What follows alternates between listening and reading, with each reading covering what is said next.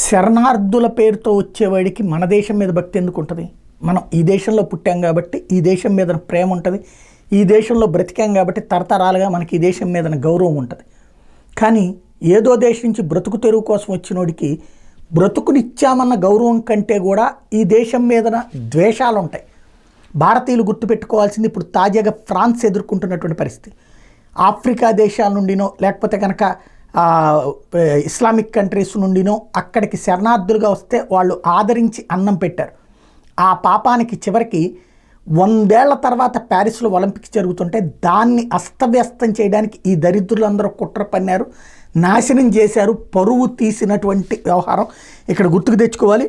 Olympics ఆరంభ వేడుకలకి సమయం దగ్గర పడ్డ వేళ ఆతిథ్య నగరం ప్యారిస్లో గందరగోళం సృష్టించారు. ఫ్రాన్స్ హైస్పీడ్ రైల్వే నెట్వర్క్ మీద గుర్తెలియని వ్యక్తులు దాడి చేశారు. కొన్ని చోట్ల రైల్వే పట్టాలను ధ్వంసం చేస్తూ మరి కొన్ని చోట్ల రైల్వే కేబుల్ను కత్తిరించడం, నిప్పు పెట్టడం చేశారు. ఫలితంగా ఫ్రాన్స్లోని ఇతర ప్రాంతాల నుంచి ప్యారిస్కి రైళ్ల సర్వీసులు నిలిచిపోయినాయి.